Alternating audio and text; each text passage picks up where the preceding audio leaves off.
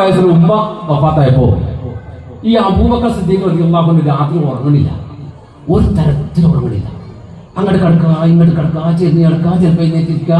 അപ്പൊ ഈ കുഹാഫ ഉണ്ടല്ലോ പാപ്പ ചോദിച്ചു, എന്താണ് മോനെ നിനക്ക് പറ്റി, നീ എന്താ ഉറങ്ങാത്തിയെന്ന് ചോദിച്ചാൽ പറഞ്ഞു, ബാപ്പ എൻ്റെ ചങ്ങായിൻ്റെ ഉമ്മ ഇന്നെല്ലാം മരിച്ചേ, അപ്പോൾ ചങ്ങായിക്ക് ഉറക്കുണ്ടാവില്ലല്ലോ, അതുകൊണ്ട് എനിക്ക് ഇപ്പൊ എൻ്റെ ചങ്ങായി ഒന്ന് കാണണം.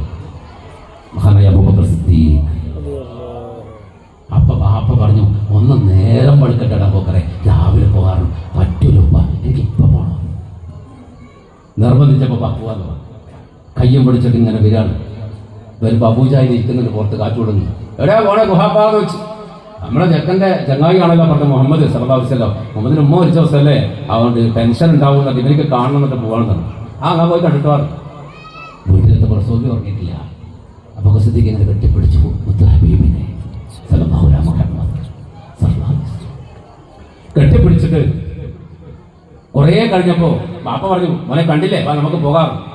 അപ്പൊ പറഞ്ഞു, ഞാൻ വരുന്നില്ല, ഞാൻ ഇന്ന് വരുന്നില്ല, ഞാൻ ഇവിടെ കിടക്കണല്ലോ.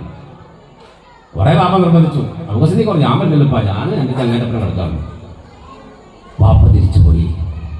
അന്ന് കൂടെ കിടന്നു, അന്ന് മുത്തനബിയുടെ ചേർത്ത് പിടിച്ച് കിടന്നു.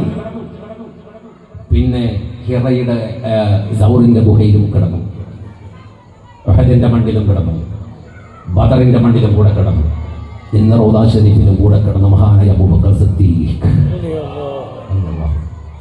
അതൊരു വല്ലാത്ത ബന്ധം, അതൊരു ഭയങ്കര സംഭവം. അല്ലാഹു അവിടെ പോയി സലാം ചെല്ലാൻ നമുക്ക് തൗഫീഖ് തരട്ടെ. ആ അബൂബക്കർ സിദ്ദീഖിനെ കൂടെ കിടന്ന വേറെ കിടക്കണം.